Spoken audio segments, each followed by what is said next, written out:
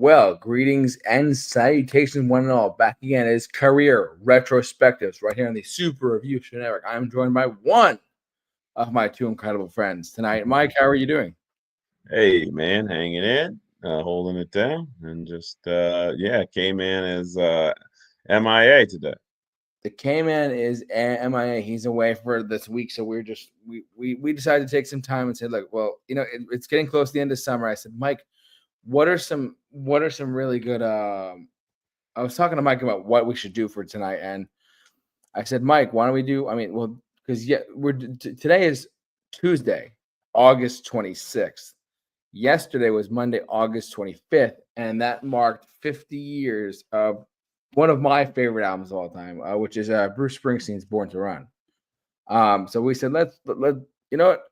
Let's celebrate 50 years of it and let's break it down for a little bit. I mean, I know Mike has listened to the album before. I've listened to it too many times to want to count, but I'll kick it off, I guess, for this one. This is just a timeless album for me. It's a part of my youth, so I have a little more of a sentimental connection with it overall.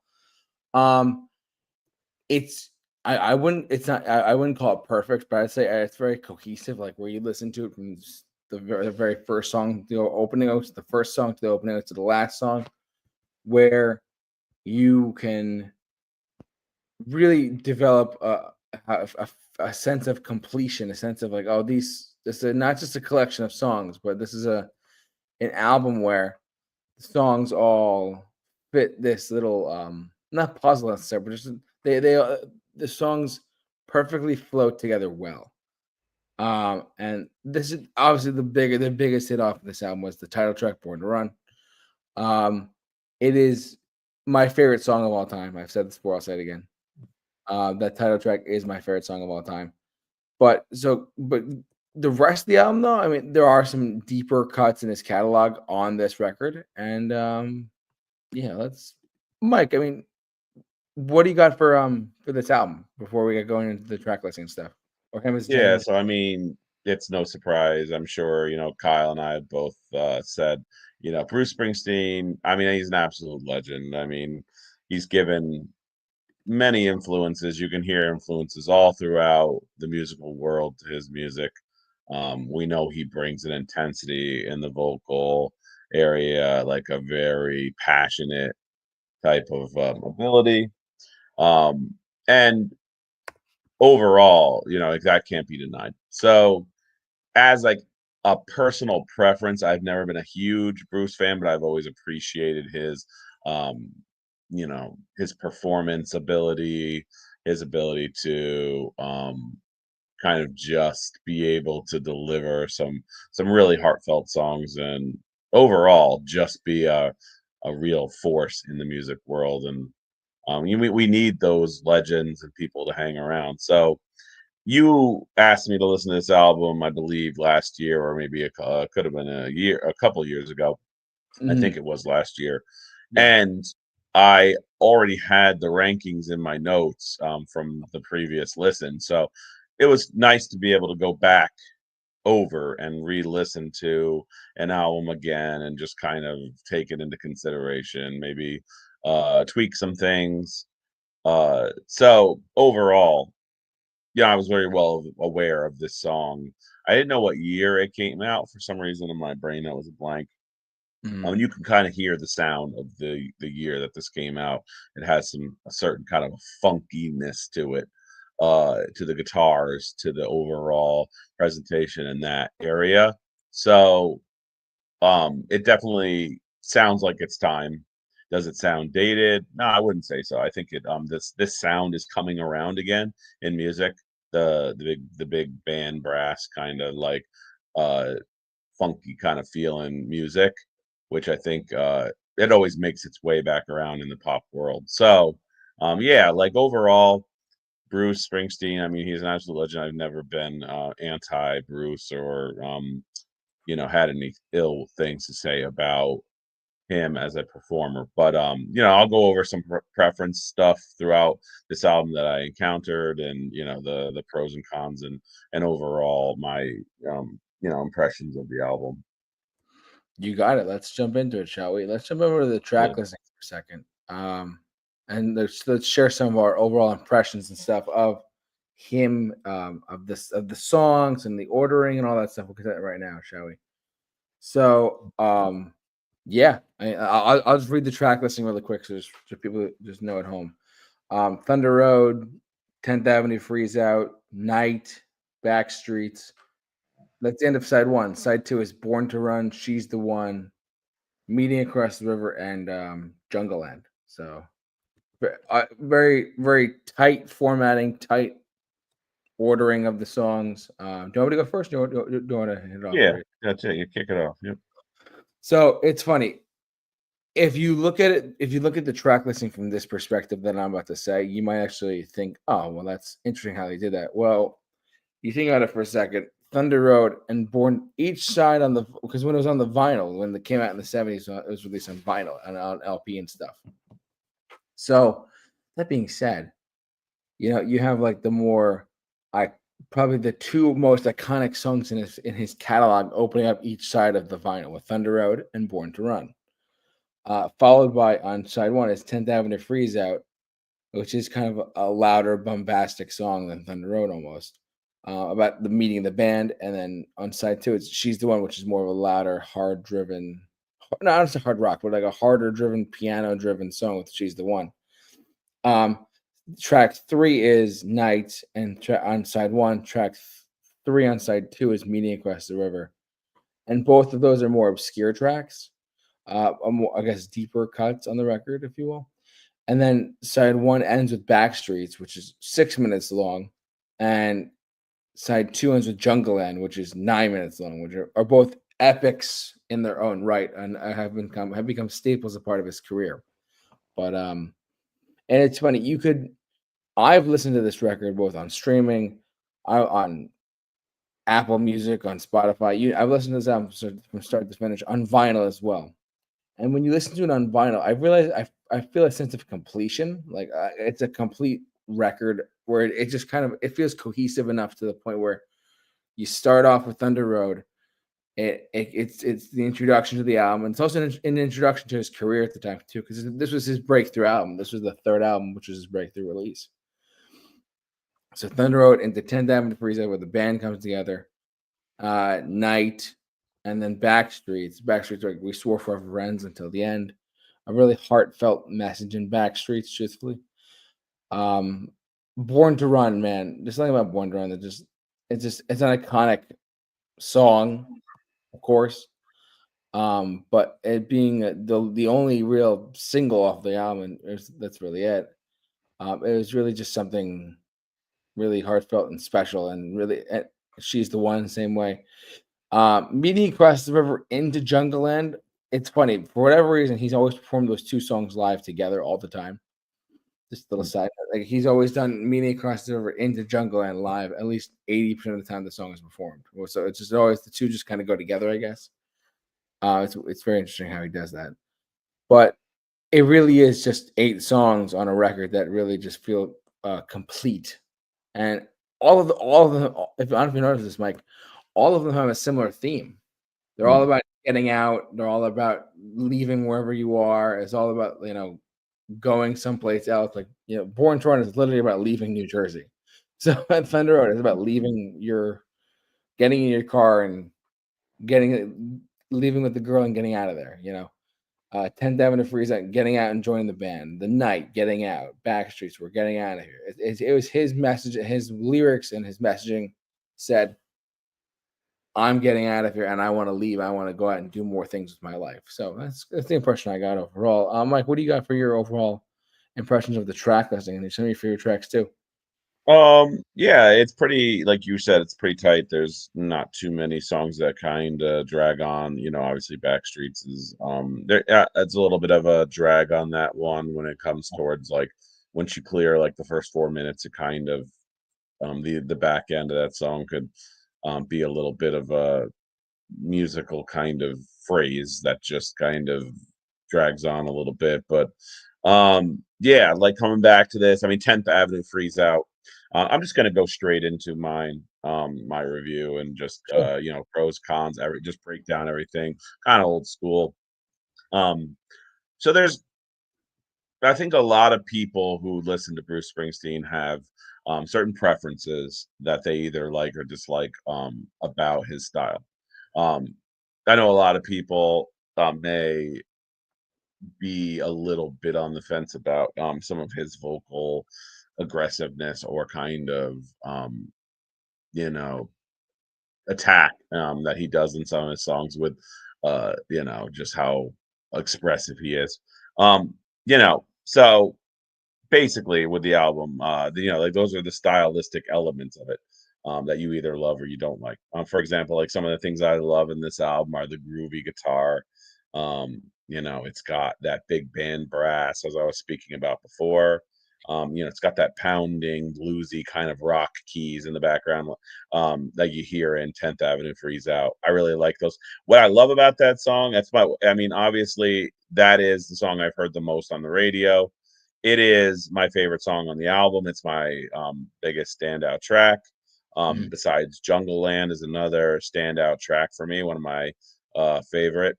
Um, those are like two of my just the ones that just stand out for me the most. I love how the musical voices, all the different things going on, the keyboard, the saxophone, the guitars, the voice, they're all kind of in sync with each other. They don't overpower, they don't over out, do the other.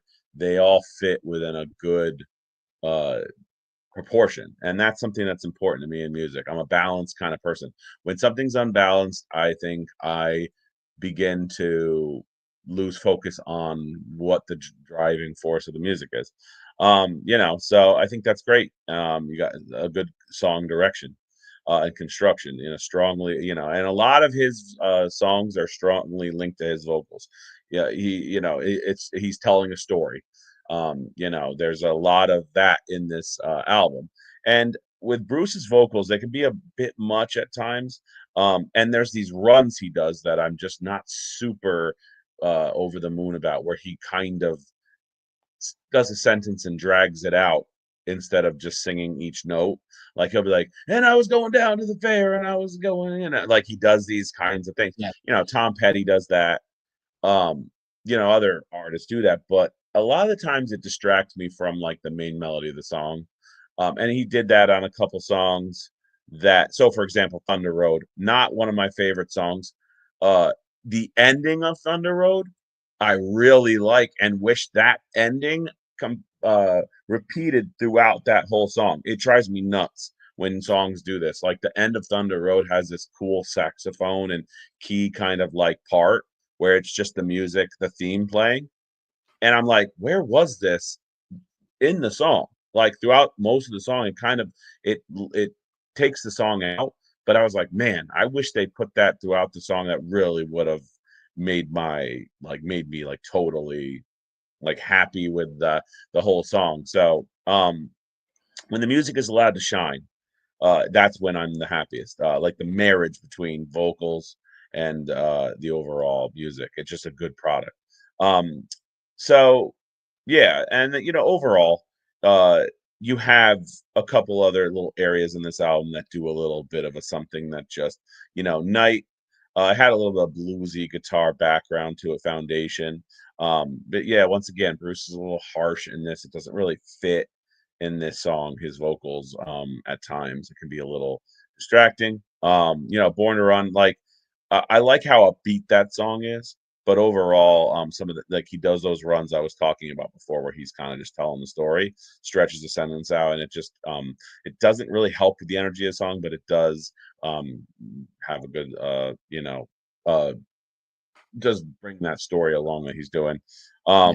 And yeah, like some of the other songs there weren't crazy on She's the One and Meeting Preserve. Those are actually some of my more lesser liked songs. I kind of like the front half.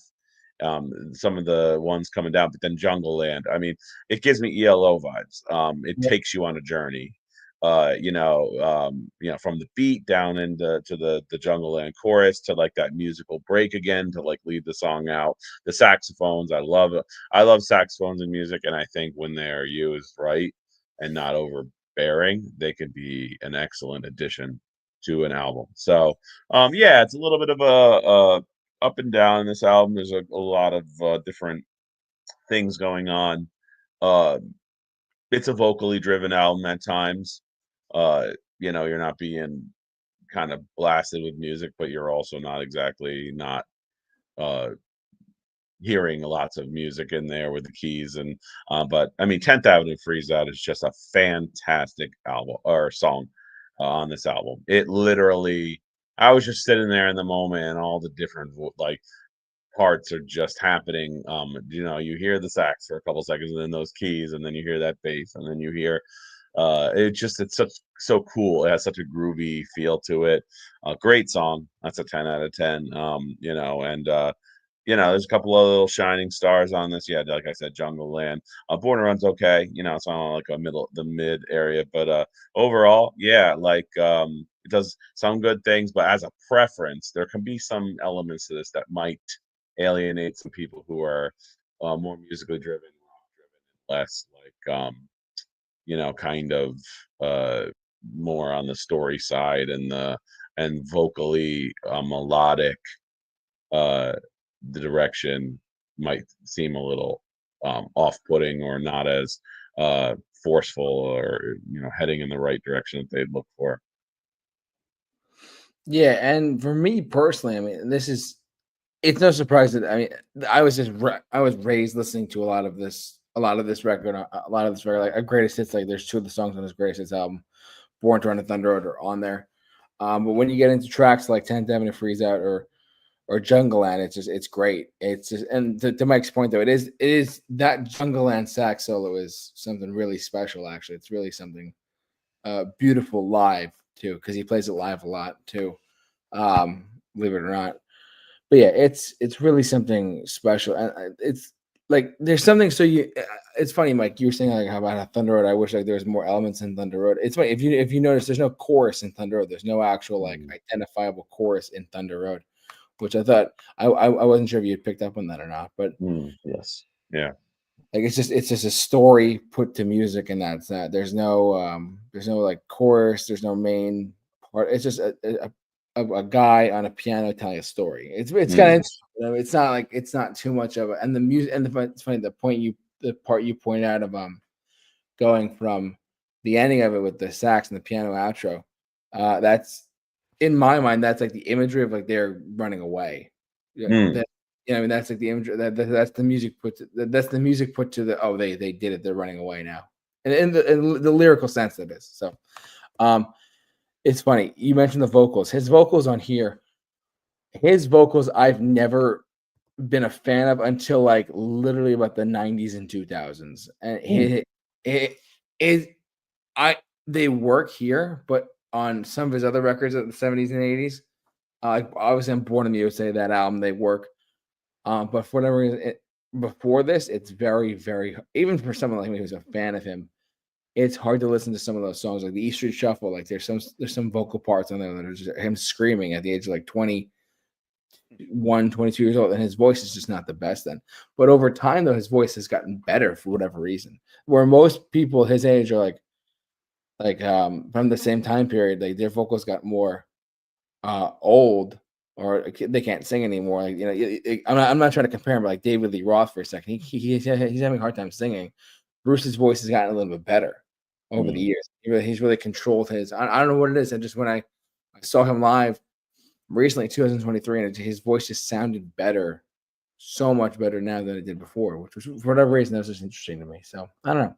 Yeah, So, probably just through the understanding that sometimes it's not like, like Michael Bolton would yeah, just belt it out and, the joke would be that he'd just blow a ventricle or something because Jim Carrey used to do a stand-up about how he would just be like everything would just be like hit him with a 10. It's just yeah, like sometimes you learn that it's not about how expressive you say something, it's that you start soft and you have some restraint and you kind of dial it up and then you have your moment. But like sometimes like, going all out all the time just isn't always the effective way, like you said, to kind of just build and have a, a certain kind of flow to the song. It's so overall, as you get older, you start learning that control and that understanding better than maybe your early days of your glory days. But Mhm.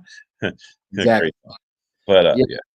No, it's definitely. I mean, I'm glad we got that. I'm glad we were able to review it this year because I know that the 50th anniversary was yesterday, and by the time this gets uploaded to podcast format, it's just this week. I'm kind of celebrating all week. Like, oh my god, it's been 50 years since this album came out, and I just And it's I like, know oh, that K-Man's just so jealous. He just wishes he could review Bruce. He's such a big No, he's but, Kyle is not a fan.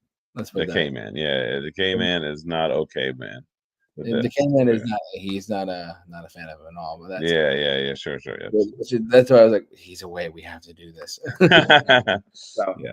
Right. which is fine. No, it's all good. When he comes back, we'll be good to go. But no, what are we going to? Do you want me to go into my overall rating really quick, or Yeah. Yep. You can um, go. cool? So overall, I mean, overall, yeah, obviously it's iconic. It's got. I don't think it's a perfect album. I think like musically speaking, it's and like the order of the songs is what makes it feel complete and cohesive.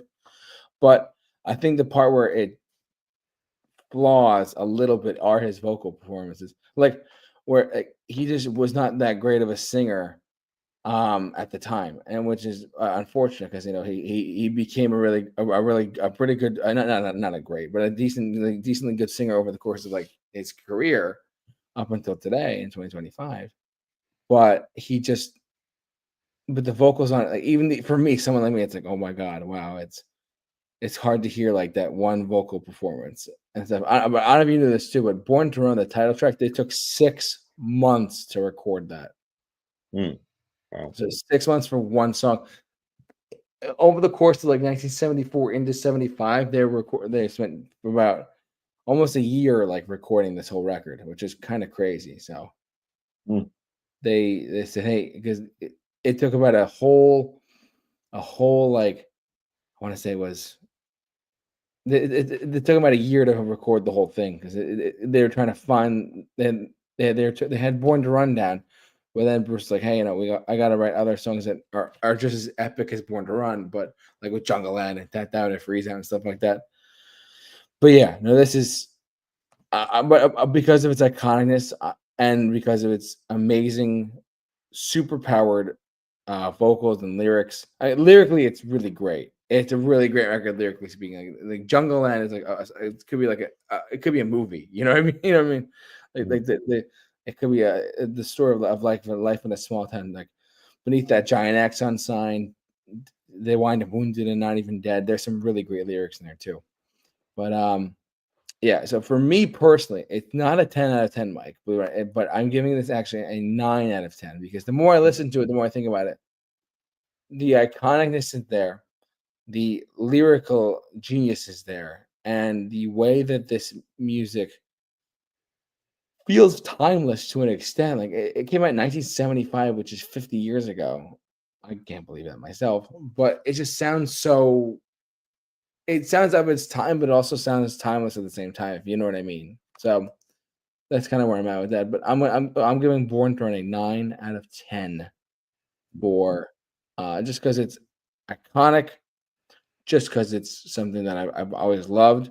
Actually, the only parts that drag it down a little bit are the vocal points, like the screaming on Backstreets. You could just I could see him probably like in the studio screaming his head off, like Hmm. singing Backstreets, or even singing 10 Damage to Freeze Out. Like his vocals were just not where they eventually got to, but he still sings. Yeah, but it fits the time period I was into. So bottom line, 9 out of 10 for Born to Run. What, Mike? Where does this rank for you? Yeah, like you said, it's got some cool things going on. It's got some fun songs. It's got a good ending. It's got a good start to set the tone of the story. So overall for me, yeah, I'm happy with it at a 7 out of 10. Oh, I could be sitting between 6 and 7 on any day of the week, but as like you said, in retrospect, looking back at the time was released and what it did for music and also in general, the influences you hear all over music, I think it's a good place to put it at a 7 out of 10. And yeah, it's a good record to listen to and get the feeling for and where it takes you. And yeah, for sure. Awesome. Sounds good to me. Well, is there anything else you want to say at all? I think we're good, right? I think we're good. All right. Well, listen, we want to thank you for watching, listening, however you enjoyed tonight. Kind of a quick review tonight, of course, on this iconic album known as Born to Run. I want to thank Mike for doing this podcast with me. As always, Mike, your knowledge is unparalleled. Thank you so much. Thank you, sir. Thank you. You too, man. You're welcome. Yeah. Yeah. But if you like what you've seen or heard here, please subscribe to us on YouTube. Follow us on our podcast format, simply at the Super Review Show. Don't forget to like, comment, subscribe with the bell for notifications. And don't forget to follow us on our social media pages as well, simply at the Super Review Show as well, on Facebook and Instagram, simply at the Super Review Show. But for all of us here at the Super Review Show's career retrospectives out there, please stay safe, take care, and God bless.